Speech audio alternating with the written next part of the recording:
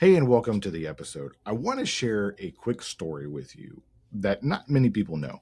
When I was younger, I used to love the Knights of the Round Table, the King Arthur stories, and it really resonated with me. I loved, the feudalism in it, the kings and the queens. I loved the knights. You had the good knights and the dark knights and the drama and the action.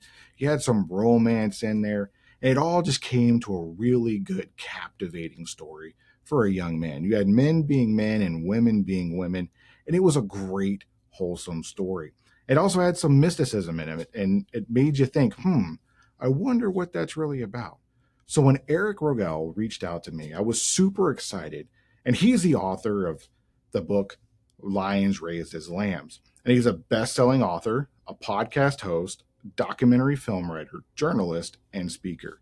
Over the last 20 plus years, Eric has shared his hard earned wisdom with audiences driven to find their purpose and passion in life. He is the author of Lions Raised as Lambs. And in today's episodes, we're going to be talking about Lionhearted leadership and leadership archetypes. So, Eric, welcome to the show. Thanks, Tim, man. It's appreciate it, man. I really am excited to be here with you today. So, my first question for you today is what is lion-hearted leadership? Yeah, it's a great question. And when I go through some of these leadership archetypes like you talked about, you'll really get an idea of where lion and heart come from. Because in what we do, we have what we call the four foundational archetypes. And they come right around that story you were talking about, the kings and the knights and the heroes and all of that kind of stuff. So for us, the four foundational archetypes are the warrior, the lover, the king and queen, and the hero. And when we talk about lion-hearted leadership, we use the warrior and the lover archetypes um, very much in that coming together, we'll say. So put it to you this way. So we have the warrior archetype. If you look at the warrior archetype, there are some really key ideals and characteristics that come with a warrior. So you've got courage, you've got boldness, you've got leadership, you've got risk taking and adventure, the explorer, right? The steward, the guide, the mentor. All of these things are part of us in our warrior archetype, right? So the warrior also is the lion side. So you could say warrior, you could say lion. Now, the next archetype is the lover. And the lover really is about the heart. And so the lover traits are things like wisdom comes on our lover side. You've got generosity, trust, inspiration, um, motivation. You've got uh, nurturing, abundance, creativity, patience, all these things that make life so beautiful, right? Really add the flavor to life. So when you have your warrior and your lover or heart side, when you can integrate those two and come from both, that's when you are coming from the king or queen archetype. So the king is the man who has the warrior and the lover integrated, his lion and his heart. So when I say lion-hearted leadership, what I'm doing is I'm reminding leaders come from both your warrior, your lover, your lion, and your heart. That's when you really elevate yourself to king and queen. So that's really where lion-hearted leadership comes from. And it's an easy thing to remember, Tim. You don't have to remember all these anagrams and letters and things. It's just remember king, queen. And the king is your warrior and your lover, and you've got them integrated and you lead from both. So, you bring up a really good point because you have your ruling class and you have your warrior class. So, let's talk about the king and the queen because you say it comes from the warrior. So in your book when we talk about the king archetypes, what are some key aspects that are applicable to people today? Yeah, what I would say is, we talk about it as lion-hearted, right? Warrior and lover coming together and using them both.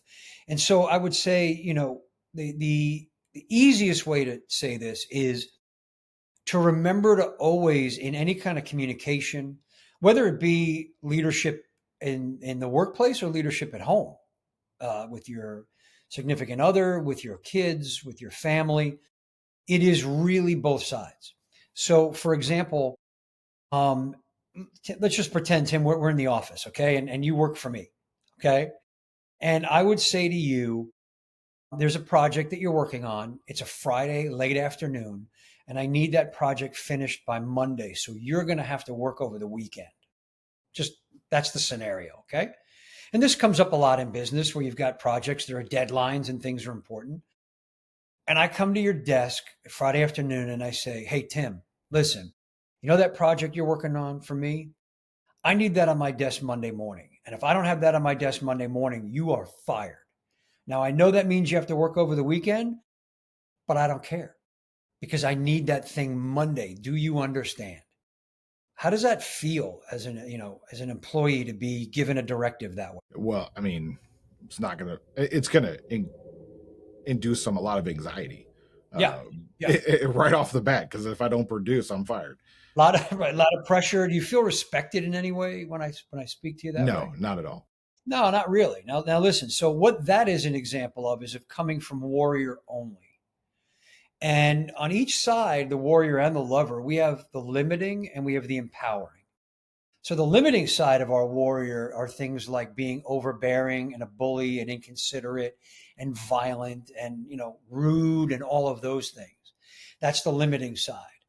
On a empowering side are the things we talked about before: courage and honesty and boldness and decision making and adventure and those kind of things. All those are the empowering side. So in what I just did with you, it was very limiting, right? It was coming from that overbearing, I don't care. And also notice there was no lover, there was no heart there, right? Now, I have worked for a lot of leaders.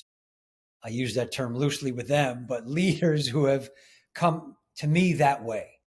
And I'm sure people that are listening have had that as well. They're just that very kind of brusque. They're coming in and this is it and get it done and they're gone, right?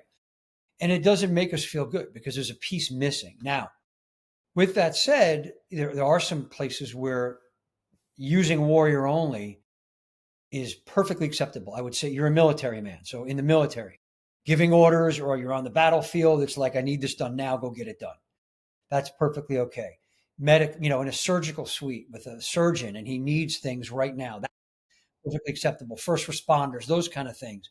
But in a leadership role in a corporate or in a family situation, that doesn't land as well. It lands kind of like we talked about. It doesn't feel like you're respected. It brings a lot of anxiety. And unfortunately, a lot of people lead this way. Now, I'm going to give you another scenario. So I come to you, same thing. It's Friday afternoon, and Tim, I come to your desk and you've got this project, and I go, "Hey, Tim, how are you? Man, we just love the work that you do here. You're so amazing. I love the way you put your reports together. They're beautiful. And I know you're working on this one project for us now. And I need that Monday morning. And I know it's late Friday and I know you're going to have to work over the weekend. And it just makes me feel terrible that you're going to have to work over the weekend. But, the truth of the matter is that if you don't have it on my desk Monday morning, I'm going to have to fire you. And that feels terrible. But that's just what's going to have to happen. Okay. So now how does that feel if I come to you that way? It seems very weak, honestly. Yeah, very much I, so. I would be like, you're probably not going to fire me. Yeah, well, it's funny. I get that a lot with that one, and that one is what we call wrong order. So it's leading with the lover side, right? Leading with that lover and the heart. And a lot of people, and I've had people argue this with me that no, I have to tell them how much I appreciate them and love them first, and then I'm going to drop all the bad news. No, because what happens is, like you said, it feels weak. It feels wishy-washy. It feels passive aggressive. It feels like I'm blowing smoke, right? And you're waiting for what's going to happen here in the background. It doesn't really feel good. It's now my guard is up. I'm like, what is he saying to me? That's wrong order. So I led with the lover. And as much as I said I appreciated you and we loved everything you didn't you get that feeling of like, what's coming next? Right? Like, yeah, what's going to happen here? And then I hit you with, I'm going to have to fire you. And that was like the warrior side. You're done. That order doesn't work with us. So if you look at, for example, And you brought up the stories again. So we'll talk about those myths and legends and all these things, even modern stories that we love, like Star Wars and Harry Potter and Lion King and all of these things. There is really like an order to them. It's what, if you know Joseph Campbell, he wrote The Power of Myth. He also wrote The Hero with a Thousand Faces. And it was I believe it was in The Hero with a Thousand Faces, where he discovered that every story is every story is every story. The hero's the same in every story. And they go through what he called the hero's journey. And if you look at the hero's journey, it starts with, obviously the main character is bored or they not happy with their life. And then they get into um, a challenge. A mystical mentor may show up and say, "You are the one, you're the hero." They don't believe it. They go into, he called the abyss. Some people call it the wilderness. That's where they hit these challenges. They don't believe in themselves. They hit self doubt. They may come up against the antagonist of the story, the villain of the story. And when they get into that, they end up failing many times and they want to give up. But with that guidance, they push through. They find what he called the gift of the goddess. So that first side in the challenges and pushing through and the perseverance is the warrior. You need that to tap through. And then the gift of the goddess is the lover, finds that passion, that purpose, that love that drives him through, ends up defeating the villain and then returning home as the king or the hero, right? That's the hero's journey. Excuse me. So we look at this and it's what I call the software of our soul, right? This has been going on for millennia. This is how we've told stories. So leading with the warrior, tapping into that warrior at the beginning and then coming into the lover on the other side, returning as the king is really why in my work in Lionhearted Leadership, it's the warrior and the lover, the lion and the heart together, but leading with the warrior. So I'll give you that example now. So same scenario, Tim, you're working for me Friday afternoon and I come to you and I say, "Hey, Tim, listen, we've made a decision. The only possible thing we can do is that I need that report that you're working on for me on my desk Monday morning. Now, I understand that means you're going to have to work over the weekend. And here's what we're going to do for you. One, I'm going to give you my cell phone number. And if you need anything at all, you call me and I will be there to help you. I'm going to give you the cell phone number of people on the team who can support you. If you need anything over the weekend, they know that they're on call. You give them a call and they will help you. Now, if we don't get this on my desk Monday morning, I'm sure you understand there are some consequences, but I have all the faith in you that you're going to get this done over the weekend and we're not even going to have to go there. So we're going to help you in any way to make sure you are successful in getting this done by Monday morning. And I'm going to give you some flex time over the next week. You can take an extra couple of days off as a thank you for getting this done. So do you have any questions? Now, how did that No. feel? And with that one, it's more direct and it's also flexible as well. So I mean, like, I know what's required of me, but I also feel like you're giving on your end as well. So like you respect my time and giving it back on the back end. But I also know what needs to be done. It's very clear, it's very direct. And I also don't feel used in the process. Right. And so that's where it comes in where lion-hearted leadership works because it's the lion and then the heart, right? The warrior and then the lover. That warrior was we decided. Tim, we made a decision. So now you understand there's maybe been some discussion. We had a decision. This is what has to happen. Very clear and direct. Like you said, you're an adult. I'm an adult. We're talking man to man here. I'm not wishy-washying around. I'm not dancing around the subject. I'm going right in and saying, this is what needs to be done. Then the lover side comes in. We're going to give you support. We're going to make sure you've got it. We believe in you. We trust you're going to get it done. And then I ask if you have any questions because you may have some questions and you may bring up something we didn't know.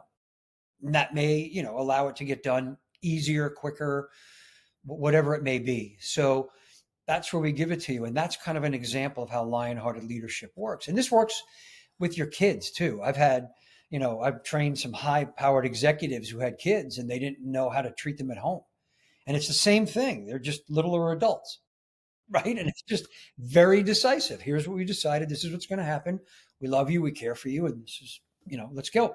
So that's why we call it right order leadership also, which is leading with the warrior.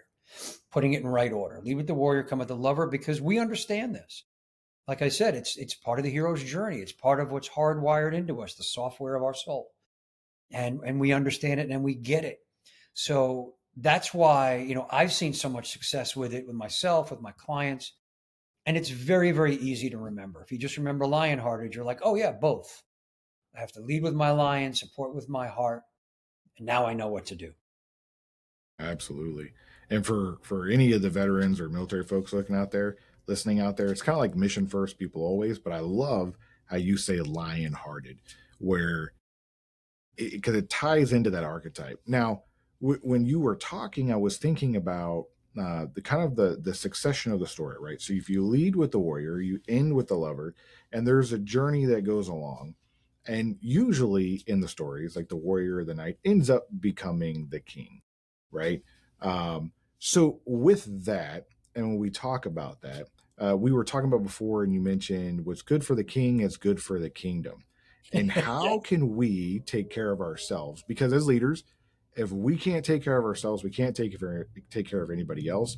But sometimes that gets a little bit convoluted. So how does that work in this scenario? Sure. So, I'm glad you said that, because that is a big thing that we use in my working with the men that I coach and mentor. Is if it's good for the king, it's good for the kingdom. And really, what that means is, if the king is sick and miserable and unhappy and unhealthy and broke, how does that reflect on the kingdom? Kingdom can't be thriving under those circumstances. If the king is happy and healthy and wealthy and fulfilled and on purpose, how does that reflect on the kingdom? So you've got to take care of you first. I meet a lot of people, men especially, who, they do this whole thing where I'm working 80 hours a week and I'm giving this up for my family and I'm making as much money as I can now. And I want to make sure that they're taken care of. But you're tired and exhausted and miserable and overworked, and they know it. The kingdom knows it, and it reflects on them. Take time for yourself. I have a woman that I was speaking with, and I told this to her, and she's like, you know what? I really love that. I'm going to tell my husband this. And she told him. And she said, now he comes home after work and he's like, honey, what's good for the king is good for the kingdom. I'm going to go play with the kids for an hour. And he just goes and he hangs out. He has two young children. He plays with them and wrestles around on the ground and has a blast. And it's become his way of unwinding after work is I'm just going to go play with the kids. I'm not going to worry about like the bills that came in the mail or what's going on with we need a plumber to come out or what. I'm not worrying about any of that. I'm going to go take care of me first. And I'm going to make sure that I'm happy and I'm playing with the kids and I'm having a good time. So that's really, what that means. And it's, another way to explain it is, there's that old cliche when you're on an airplane and they tell you if the masks drop from the ceiling, put yours on first before you help anybody else. Because if you pass out, you're no good to anybody. So you've got to take care of that first and then help other people. Same with that line. If it's good for the king, it's good for the kingdom. Take care of the king, take care of yourself, and that will make your kingdom thrive. So that's really what that means. And it's really important to do that for yourself. Make sure you are happy doing the things that you enjoy and that you want to do. There's no need to be a martyr. There's no need to be, sacrifice yourself because it's not really going to help them. The more you give to you, the more you're ultimately giving to your family. So when I talk to a lot of men and they're like, oh, well, I'm doing this for my family. It's like, no, you're not. Do for yourself first, and that's doing for your family because now you can really help them. Now you guys can all really thrive together. And so I'm really glad you brought that up because it's such an important thing for us to remember, especially as leaders and entrepreneurs and busy people. We have to keep that in mind that we got to make sure we're taking care of ourselves so we can take care of our kingdom. Because when we take care of the kingdom, we have to make tough decisions, Mm. and we have to be in the best shape and mental, spiritual, and physical shape that we can in order to do that. Because what's good for us is good for everybody else. And making tough decisions is hard. So when we make tough decisions, we also will make other people upset. And in that process, right, I don't think anybody ever views themselves as a villain. So I'm reminded of I forget which Batman series it was, but they said, you live a hero and then you live long enough to see yourself become a villain. So let's talk a little bit about that paradigm in this framework. Yeah. So we have this thing I call heroes and villains, right? So to give you a little bit of background, we just did the thing where I told you about the project needed to be done on Monday, or you get fired. And I've had people argue with me that they want to tell people when they fire them or they make a bad decision how much they love them and appreciate you working here. Tim, you've been with us for 8 years. We love what you did, but we're going to have to let you go. It's just weird, right? So again, it's remembering the right order, Lionhearted. And one of the things people always ask me is, all right, so I got to king and queen. I'm leading with the warrior. I'm supporting with the lover. I'm making decisions. I'm being decisive. And how can I elevate the hero? What does hero mean? So the hero is someone who the king and queen are doing for the kingdom. Hero does for anybody, purely altruistic. They just do things for others out of their heart, right? Purely altruistically. And one of the things I say is, how can you become a hero? Well, it's create kings and queens around you. Elevate your team, elevate your kids, your family, whoever it may be, to kings and queens. And that elevates you to hero.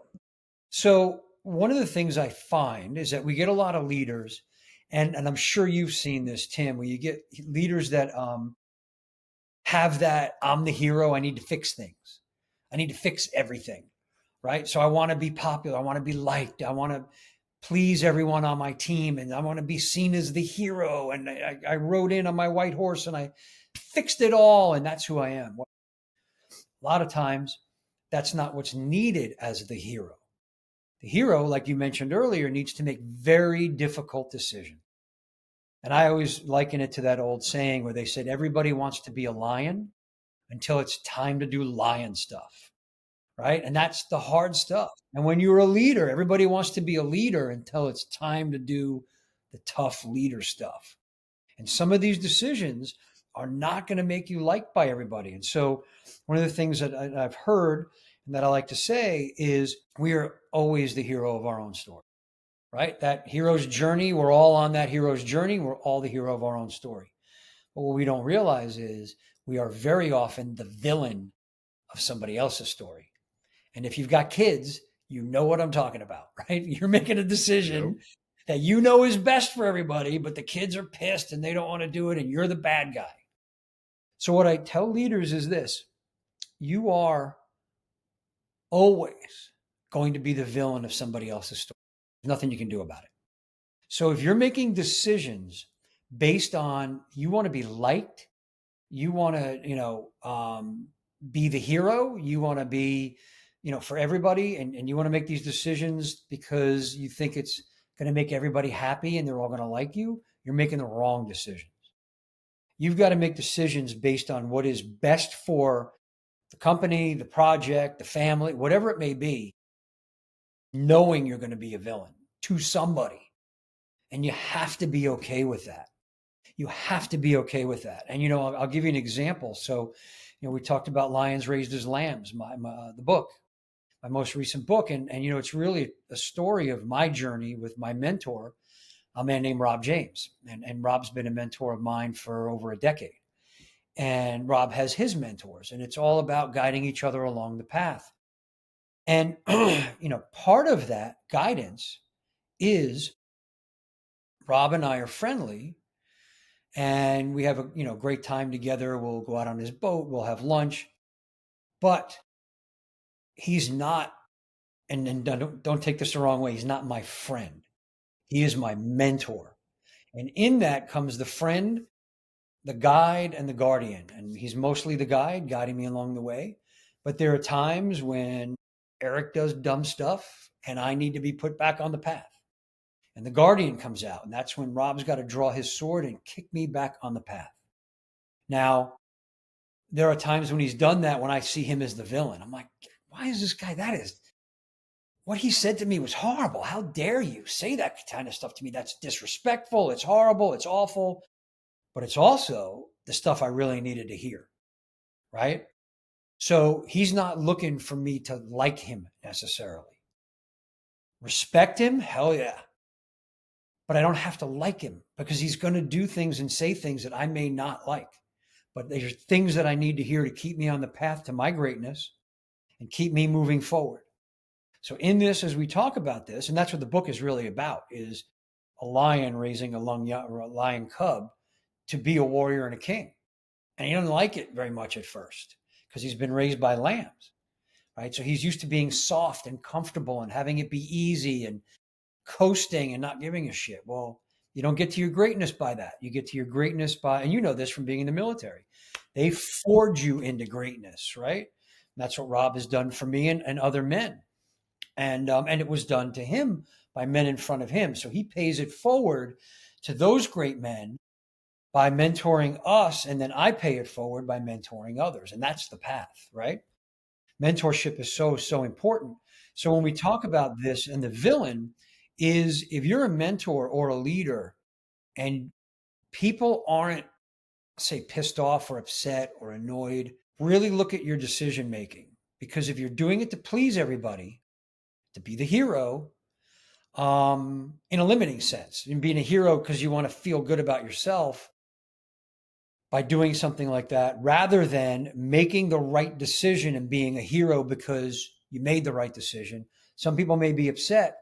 They may be, in disagreement with you, but that's okay because this is the hard decision that needed to be made. So that, again, Lionhearted, but it comes from I'm okay being the villain because I know I'm going to be the villain to somebody anyway. Make sense? Makes complete sense to me. And for everybody out there who is struggling with likership versus leadership versus how can I make the hard call, but it's the right call, go back and rewatch this segment because it's incredibly important to understand. Just like Eric said, you're gonna be the villain in somebody else's story anyway, so might as well make the right decision. And that's just my 2 cents on that. But I love the way you framed it. I love the fact that you talked about the mentorship, which is incredibly important as well. So thank you Sure. for bringing that up. So Yeah. let's go back to um, values because everybody um, in this model that we have here, there are some core values that may not be intrinsic to folks. So Mm. what are those core values that people should adopt? Yeah. I love that you asked that. And I appreciate that. So, you being in the military, you know that they have core values. Rob, my mentor, was a Marine or is a Marine, Marine, and they had core values in the Corps. And so Rob said to us one day, we need some core values for this work. So Rob has his work is self-discovery, life mastery. Rob has been doing um, this kind of work, human consciousness work, growth and development work for 30 years. And his mentor, a man named Harry Palmer, has been doing it for 60. So there's a lot of lineage there, a lot of time. And Rob said, for the work, I want to come up with some core values that are intrinsic to this work and that we can use in our own individual work. So my Lionhearted leadership is based on Rob's framework from self-discovery and what I learned there. And he and I, kind of put this together. So about, I think it was 9 or 10 of us men got in a room at Rob's house and we literally went through every ideal and value we could think of. And we spent hours and hours and hours paring them down, paring them down, paring them down, arguing over them, putting them into what are the core of the core of the core, foundational values. And so we use them in our work, and I use them in Lionhearted Leadership. And we have what we call the Sacred 7 core values. And they are courage, honesty, integrity, commitment, duty, honor, and love. So, these are the things that I live by, that many of us live by, the men that, have gone through my work and who I've coached and mentored live by. They are a North Star. They are a path to follow. They are the guardrails on the side of that path for you when you're kind of getting out. And I run everything through it as a litmus test. And I look at every day. Am I being courageous? Am I being honest with myself first? and then with others, because those first three are so critical, Tim. You must have courage. That's why it's first, right? If you don't have courage, you can't get to the others. If you're too afraid or stuck in fear, you're not going to get to honesty, which leads you to integrity, right? You're never going to get there. You're not going to get to love. If you don't have courage, it takes tremendous courage to love. So courage is first. Also, it's a warrior trait, and love is a lover trait. So that's the alpha and the omega. They kind of wrap the seven. But if you have the courage to be ruthlessly honest with yourself first and really look deeply at yourself, then it leads you to integrity. Because if you're not honest with yourself, you can't be honest with other people, and you'll never be a man of integrity, ever. So you've got to have that courage to look deeply at yourself, be ruthlessly honest with yourself so you can live in integrity. And I will tell you, Tim, from personal experience, I spent most of my life before I got into this playing the nice guy, playing the people pleaser. I had that mask on so tight, I didn't even know who I was anymore. It was just all about that. And I really wasn't being honest with myself. And part of why I was such a people pleaser and nice guy was because I really didn't like myself very much. That was the ruthless honesty that I had to come to. It was painful to realize that, wow, on some level, I really hate myself. I don't like myself. I don't like some of the things that I've done. I'm ashamed of some things that I've done. And I really had to do some hard work and put a lot of attention on that, clearing that out and becoming more and more honest with myself. And then I could become more honest with other people. Right. And it's that ruthless honesty. Like I said, when Rob's had to kick me back on the path, he's had to be ruthlessly honest with me about the stuff that I was doing that wasn't ideal, that wasn't serving me or my purpose, and wasn't leading me to greatness. It was just holding me back. Painful to tell some people these things. I'm sure you can. Usually when I talk about this, people pop into people's minds right away, like who needs to hear something because they're not living ideal. They're not doing what they need to be doing. If you have the courage to be honest with yourself first and look at, oh, maybe I really don't like some of these things about myself. Really, I'm ashamed of some of the things I did when I was younger. Now you have the space to be honest with other people. That leads you to integrity. And integrity is so important as a leader to lead from integrity. And I will tell those of you guys that are out there listening to this, because I know a lot of you have that same mask on that I had, right? I'm going to be the nice guy. I'm going to be the people pleaser. I'm going to make sure everybody likes me. I want everybody to like me, right? It goes back to the hero and villain thing. But the thing is, everybody can see that mask. You're not fooling anybody. They all know. That's the one thing I found out when I finally got real and honest was everybody knew anyway. Right. And they'll tell you after you're honest and be like, yeah, thanks, man. I've been waiting for you to say that because we knew for years that this was going on. So know that they know anyway. And that'll help you get more real and more honest with yourself so you can be in integrity. And then from there, you can, get into commitments from integrity, right? A lot of us get into commitments and we say yes when we know we're not going to do it. Like you don't have time, but you want the other person to feel good. You don't want to make them feel bad. You're not going to come to their birthday party or their anniversary party or their barbecue or whatever, because you just don't want to go. Right? A lot of times you just don't want to go.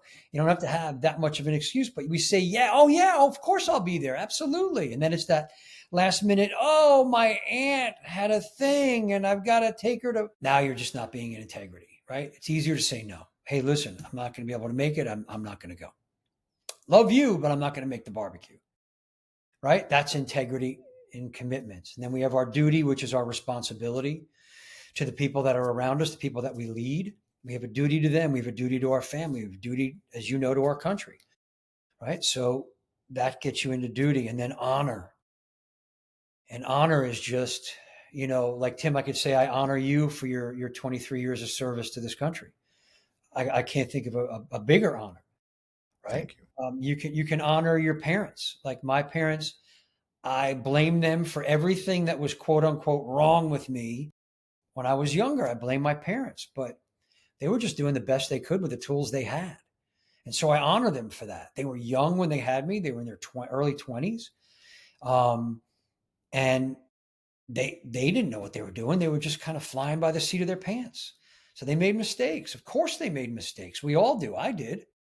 So I honor them and I thank them and I love them for what they gave me, the things they did give me and what I learned from them. So that's that honor. And we don't do that enough. Tim, I don't know, in your experience, but in my experience, people don't honor each other enough. And when you do, and I would say to those of you that are listening, try this because I've done this. If you want, pick up the phone or send it as a text or an email if you want to really get your wording right. Sometimes that's easier for people. And I did this with my brother not long ago, where I just felt like, you know what, I need to honor him a little bit. And I wrote this long text about all the things that I really appreciated about him and that I honored him for. And he wrote me back a text and he said he had it, he was driving and he had it playing on the, Apple CarPlay or whatever. And it was reading it to him. And he's like, I had to pull over. Like I had tears in my eyes. Like, people don't get that honor enough, and one of the things that Harry Palmer, who was my mentor's mentor, Rob's mentor, has said is there's really only four things people need, and it's respect, appreciation, acknowledgement, and attention, I believe. And we don't give that enough to people. We don't show them the respect. We don't appreciate them. We don't acknowledge them for what they've done. That's where honor comes in, and it's truly important. So go honor somebody today. And then love. And love, actually, true story, when we were in that room putting these core values together, somebody brought up love. It might have been Rob. I think it was Rob that brought up love. And I was like, love? What are you kidding me? That's weak. We're putting together these strong, like courage and honesty and integrity and, duty. And then you come up with love. It just feels so weak. And yeah, I lost that argument and thankfully lost that argument because love is one of the most powerful forces in the universe. Love is just devastating. Love is incredibly powerful. And when you come from love in what you do, it changes everything. So, like we were talking about decision making, Tim, if you're making decisions and it comes from the heart, when you're telling somebody something that's very difficult for them to hear because you're being ruthlessly honest with them and you're putting them back on the path because they're kind of veering off here a little bit. If you come from the heart, it lands way different. It'll land the way you intended it to. When you come from your head and you're making shit up and what should I say and how do that's when we get caught in the trap. So love is so incredibly important. So courage, honesty, integrity, commitment, duty, honor, and love. Have the courage to be ruthlessly honest with yourself. And then you can be honest with others. And that'll lead you to integrity, which, is love as far as I'm concerned. And being in integrity, being honest with people, honoring your commitments, your duty, honoring others, loving others, coming from your heart. That to me is so important. So those core values to me are just crucial. And it's what I live by. And I'm so grateful to have them because they have kept me on the path. Anytime I start to veer, I look through the lens of those seven and it will get me back on track. Those, I think, if you don't have any morals or value, well, you may have morals, but if you don't have core values, right, I would say take a look at these as a guiding principle for values. And you hit the nail on the head with honor. I personally don't think that enough people honor other people. And I also think it's because people don't understand what it is. Because how often do we talk about it? Like, right? Unless you are reading in the Bible and it tells you to honor your mother and father, how else do we talk about honor in society? Yeah. Unless you're in the military, right? Duty, honor, country. You by doing your duty, you bring honor to your unit, yourself, your family, your lineage, your country, right? It's and giving honor is not something you can do yourself. It's something you have to bestow on other people through your actions. So I love the fact that you brought that up. I think we should be talking more about it. And then love. Um, I was reminded, and I had the imagery in my head of the knight, and because he is firm and steadfast, but he's also, there's like the gentleness about a knight, compared to like the Spartan warrior, right, where he's just all in it about, about business. The knight in itself is about business, but there's also a gentleness to it.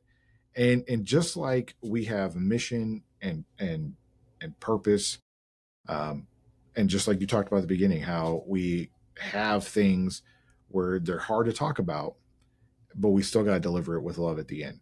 And I love how you tied it all together. So thank you. My Yeah, and then last, yeah. go Oh no, ahead. I was going to say before you bring your last thing up, you just that that's why it's so important to include that heart, right? So like to me, honoring somebody else is having the courage and the honesty to go up to another man and say, "Wow, I mean this guy has achieved some great things. Or this guy is really a great father. This guy is an amazing leader." To have the courage and the honesty to go to them and say, "Hey, man, you are a great leader. I really appreciate what I'm seeing here and what you're doing."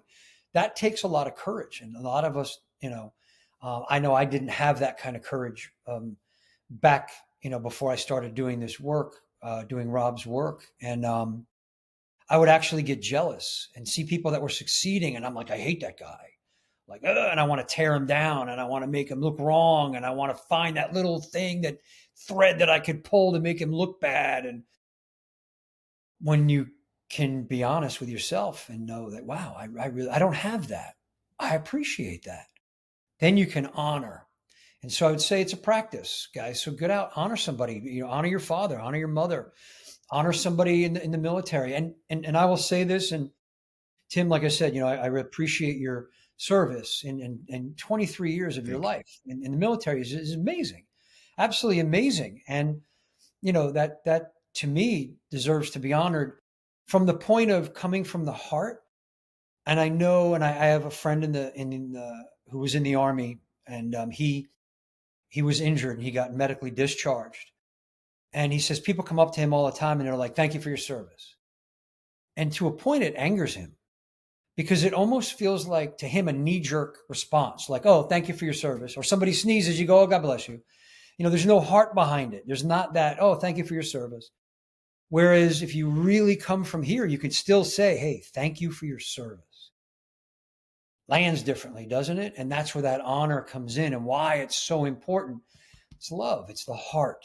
So when you're coming from there, it's going to make all the difference in the world. So I just wanted to kind of throw that in there because, it is not just a knee jerk. I tell people all the time, and I get a lot of crap for this when I say, just never say I'm sorry. People are like, "What are you talking about? Like, I just screwed up. I'm going to go say I'm sorry." Well, if it's coming from here, coming from your head, and you're like, "Oh, I'm sorry," it's a knee jerk reaction. There's no heart behind it. But if you couldn't say I'm sorry and you had to show them that you understand what you did and you're never going to do it again, and that you are, how you feel about what you've done, then you can say I'm sorry and it lands differently because now it's coming from the heart. Like, wow, I understand that I did this and how that made you feel and the consequence that happened. And I promise you that'll never happen again. And I am truly sorry. Very different. See what I mean? So it's Absolutely. that's where those things come from. And that takes courage too. So I just wanted to kind of throw that in there, Tim, because I think it's important as a leader to know that coming from the heart, coming from love, honoring the people that are around you is so critically important. Absolutely. And thank you. So the last question that I have is, what is something that we haven't talked about, but you're like, you know what? I really feel like I need to get this off my chest. I really need to share this with everybody. And you haven't asked me about it. So that's my last question. Yeah, no, and I appreciate that. And I think, listen, we've gotten into a lot of really great stuff here. The warrior, lover, king, hero, the hero and the villain. The sacred seven core values, which are so important. And I think one of the other pillars that's in the book, and it's come up, so Rob was raised very differently than I was raised. I was raised to be soft. I was raised by a single mom. So I was very overly protected, quiet, soft, don't try anything, don't do anything, stay inside. And I rebelled against that. Rob was raised on a cattle ranch by a rancher who, he truly honored and admired and respected so much. He was respected in the community. He was very much a John Wayne type of character.